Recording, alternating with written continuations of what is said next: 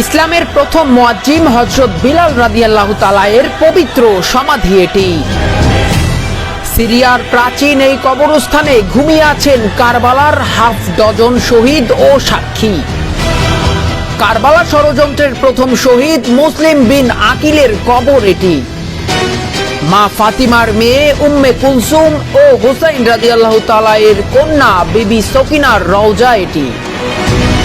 দামেশ নগরী আজও বয়ে বেড়াচ্ছে এজিদীয় শাসনের সেই দুঃসহ স্মৃতি। সুপ্রিয় বন্ধুরা, আসসালামু আলাইকুম। এটি হচ্ছে সিরিয়ার দামেস্কের বাব আল সাগির কবরস্থানের পাশ, অর্থাৎ এই কবরস্থানটির ভেতরেই বিখ্যাত এই কবরস্থান, ঐতিহাসিক এই কবরস্থানের ভেতরেই রয়েছে কারবালার 16 জন শহীদের কবর, যেখানে শায়িত রয়েছেন আমাদের প্রিয় নবী হযরত মুহাম্মদ সাল্লাল্লাহু আলাইহি সাল্লামের সাহাবী আব্দুল্লাহ ইবনে মাকতুম, আসমা বিনতে উমাইস, বিলাল ইবনে রাবাহ অর্থাৎ হযরত বিলাল রাদিয়াল্লাহু তাআলা এবং হযরত উবাই ইবনে কাব রাদিয়াল্লাহু তাআলা আনহু এবং মুয়াবিয়া রাদিয়াল্লাহু তাআলা আনহু এখানে শায়িত রয়েছেন। এবং এখানে শায়িত রয়েছেন আমাদের হযরত মুহাম্মদ সাল্লাল্লাহু আলাইহি সাল্লামের প্রাণ প্রিয় কন্যা হযরত আলীর কন্যা উম্মে কুলসুম, শায়িত রয়েছেন হুসাইন ইবনে আলীর কন্যা অর্থাৎ হযরত হুসাইন রাদিয়াল্লাহু তাআলার কন্যা সকিনা রয়েছেন অনেক এরকম অনেক সাহাবী এবং তাদের কন্যারা রয়েছে। হাসান ইবনে আলী অর্থাৎ হযরত হাসান রাদিয়াল্লাহু তাআলার কন্যা মাইমুনার কবর এখানে রয়েছে। বন্ধুরা, আমরা কিন্তু সেই দৃশ্য মূলত দেখছি, যেটি হচ্ছে সিরিয়ার দামেস্কের বাব আল সাগিরা নামক কবরস্থান। এবং এই কবরস্থানেই কিন্তু কারবালার 16 জন শহীদ বলা হয়ে থাকে, তারা কিন্তু এখানে রয়েছেন। এখানে শায়িত রয়েছেন হযরত হামিদা, যিনি হচ্ছে হযরত মুসলিম ইবনে আকিলের কন্যা, এবং জয়নাল আবেদিনের ছেলে আব্দুল্লাহ এখানে শায়িত রয়েছে। আমরা এখানকার যে পবিত্র এই সমাধিগুলো, এখানে কে কোন কবরে কাকে দাফন করা হয়েছে, আমরা সেই তথ্য জানবো। আমরা এই যে সামনে যেই কবরটি দেখতে পাচ্ছি, এটা হচ্ছে ইমাম জাফর রাদিয়াল্লাহু তাআলার পুত্র আব্দুল্লাহর কবর।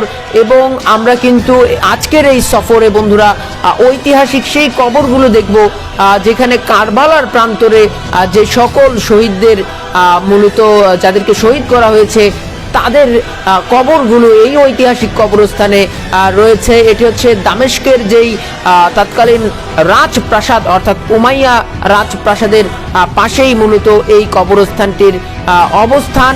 বন্ধুরা, ভেতরেই হচ্ছে বিভিন্ন ঐতিহাসিক সাহাবী কেরামদের রওজা শরীফ অর্থাৎ তাদের সমাহিত করা হয়েছে এই জায়গাগুলোতে। তো বন্ধুরা, আমরা কিন্তু সেই দৃশ্যগুলো দেখছি। এখানে এখানে কিন্তু 4 জনের পবিত্র কবর রয়েছে। এদের মধ্যে আসমা বিনতে উমাইস, যিনি হচ্ছে এরপর রয়েছে হযরত